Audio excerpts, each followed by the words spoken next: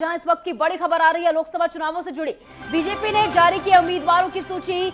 UP BJP से 2 उम्मीदवार घोषित किए गए। इस वक्त की बड़ी खबर हम आपको बता रहे हैं, जहां बीजेपी ने एक और सूची जारी की है, जहां यूपी बीजेपी से 2 उम्मीदवार घोषित किए गए।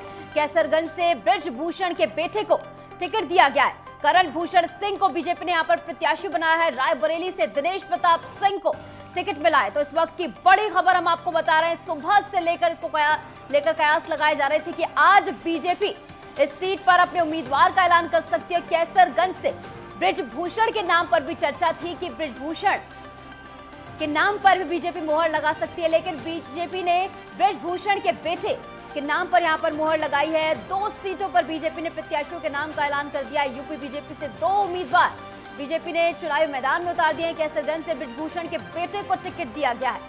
कैसरगंज से करण भूषण सिंह को बीजेपी ने प्रत्याशी बनाकर चुनावी मैदान में उतारा है। वहीं रायबरेली से दिनेश प्रताप सिंह को टिकट दिया गया है।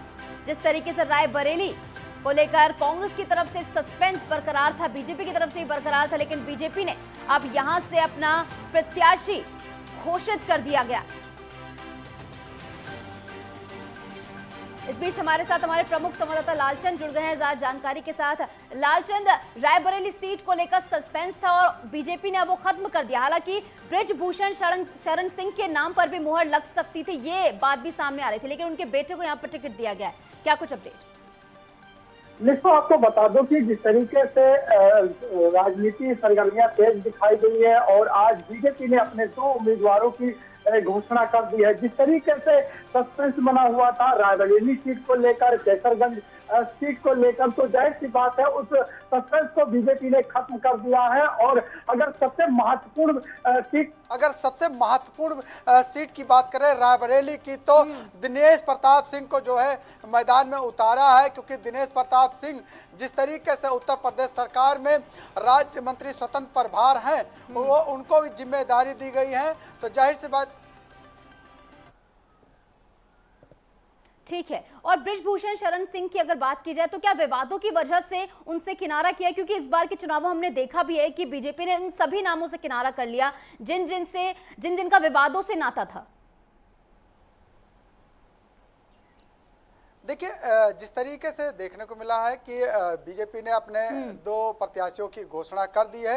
सबसे महत्वपूर्ण सीट अगर रायबरेली की बात करें तो दिनेश प्रताप सिंह को जो है प्रत्याशी बनाया है, क्योंकि दिनेश प्रताप सिंह जिस तरीके से जो है वहां के विधायक भी हैं, इसके साथ ही उत्तर प्रदेश सरकार में राज्य मंत्री स्वतंत्र प्रभार हैं, तो एक बड़ी जिम्मेदारी उनको दी गई है। तो जाहिर सी बात है कि दिनेश प्रताप पहले भी जो है चुनौती देते रहे हैं, चाहे राहुल को की बात की जाए, चाहे सोनिया गांधी को बात करें, चुनौती देते रहे हैं। और जिस तरीके से अब वो मैदान में है, कितनी बड़ी चुनौती होगी ये देखने वाली बात होगी। लेकिन जिस तरीके से अभी भी कांग्रेस की तरफ से पत्ते नहीं खोले गए, लेकिन ये कयास लगाए जा रहे हैं कि राहुल गांधी जो है अमेठी से चुनाव लड़ सकते हैं। इसके साथ ही रायबरेली की बात करें तो प्रियंका गांधी जो है वो चुनाव में लड़ सकती है। तो जाहिर सी बात है अभी भी कांग्रेस की तरफ से जो है घोषणा नहीं की है, लेकिन हाँ ये माना जा रहा है कि बीजेपी ने अपने प्रत्याशी की घोषणा कर दी है कि हो सकता है कि अब बीजेपी ने घोषणा के बाद कांग्रेस भी अपनी घोषणा कर सकती है। लेकिन जिस तरीके से गोंडा के केसरगंज की बात करें तो केसरगंज में भी जिस तरीके से बृजभूषण शरण का नाम लगातार चर्चा में आ रहा था कि वहां पर कौन होगा उम्मीदवार, लगातार सस्पेंस बना हुआ था, तमाम बातें उठ रही थी कि जिस तरीके से खिलाड़ियों के साथ जो है बृजभूषण पेश आए थे, उसके बाद जो है उनका टिकट कट सकता है इस तरीके के बाद, और शायद कट भी गया है। लेकिन उन्हीं के परिवार के, उन्हीं के बेटे को जो है, जो करण भूषण है, उनको जो है टिकट दिया गया है। तो जाहिर सी बात है ये भी सस्पेंस खत्म हो गया। लेकिन अभी समाजवादी पार्टी की तरफ से देखा जाए तो जो है प्रत्याशी का नहीं घोषित किया गया है। जी ठीक है। और क्या लग रहा है कि विपक्ष कौन सा वो नाम है उतार सकता है चुनावी मैदान में? जिस तरीके से बृजभूषण शरण सिंह की पॉपुलैरिटी कम नहीं है यहाँ पर, और उनको टिकट ना देकर यहाँ पर उनके बेटे को टिकट दिया गया है, तो साफ सीधे उनका वोट बैंक जो उनको बेटे को ट्रांसफर हो ही जाएगा। बिल्कुल, जिस तरीके से बृजभूषण शरण अपने आप में एक बड़े नेता माने जाते हैं और उनका दबदबा है और लगातार वहां से जीतते भी आए हैं और मौजूदा समय में वो सांसद भी थे, जाहिर सी बात है उनका फायदा उनके बेटे को मिलता हुआ दिखाई देगा। क्योंकि जिस तरीके से आज एक तस्वीर भी सामने आई थी कि जो है जो उनके बेटे हैं करण भूषण, वो जो है सुबह ही अपने पिता से आशीर्वाद लेते हुए दिखाई दिए। वो भी तस्वीर सामने आए थे और वहां पे जो समर्थक थे वो बड़ी संख्या में वहां पर दिखाई दिए। यानी कि जिस तरीके से बीजेपी ने उत्तर प्रदेश के अंदर 80 की 80 सीटें जीतने का जो लक्ष्य रखा है उसको पूरा करने के लिए लगातार जो है ये देखने को मिल रहा है कि कोई कमी नहीं छोड़ना चाहती। यही वजह है कि बहुत ही सोच समझकर बीजेपी अपने प्रत्याशियों को मैदान में उतार रही है। यही वजह है कि बृजभूषण के ऊपर जो आरोप लगाए थे उसके वजह से कहीं ना कहीं उनका टिकट काटा गया है, लेकिन उनके बेटे को जो है टिकट दिया गया है। जी और अगर बसपा की इसको लेकर बात की जाए तो बसपा का जो वोट बैंक है और समाजवादी पार्टी कांग्रेस का वोट बैंक है वो थोड़ा सिमिलर सा माना जाता है। तो क्या लग रहा है कि जो बसपा अगर अपना प्रत्याशी उतारती है तो किसके वोट बैंक पर इसका ज्यादा असर पड़ेगा?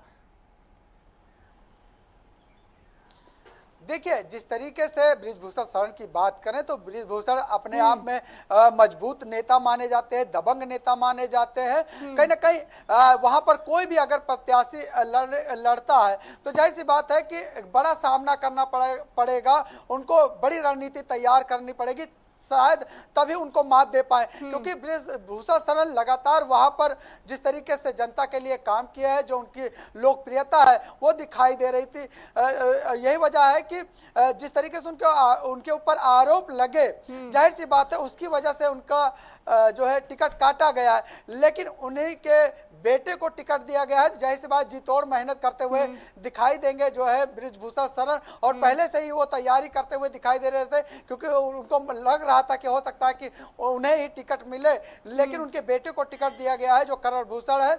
और ऐसे में चाहे समाजवादी पार्टी की बात करें, अभी ने उन्होंने प्रत्याशी नहीं मैदान में उतारा है, लेकिन बसपा की बात करें तो बसपा ने भी जिस तरीके से अभी जो है प्रत्याशी नहीं उतारा, तो जाहिर सी बात है संशय बना हुआ है। लेकिन कौन होगा इन दोनों पार्टियों का प्रत्याशी ये देखने में, लेकिन जहां जहां पर भी बसपा उम्मीदवार उतर रहे हैं, कहीं ना कहीं समाजवादी पार्टी को उसका घाटा होता हुआ दिखाई दे रहा है। और बीजेपी का साफ सीधा इसका फायदा होगा ही, क्योंकि जब वोट बढ़ते हैं तो बीजेपी को इसका सीधा फायदा मिलता है। हालांकि दो प्रत्याशियों को यहाँ पर बीजेपी ने ऐलान कर दिया, अब देखना होगा कांग्रेस और बसपा किसके नाम पर मोहर लगाती है। बहुत बहुत शुक्रिया लालचंद हमारे साथ जुड़ने के लिए और तमाम जानकारी हमारे साथ साझा करने के लिए।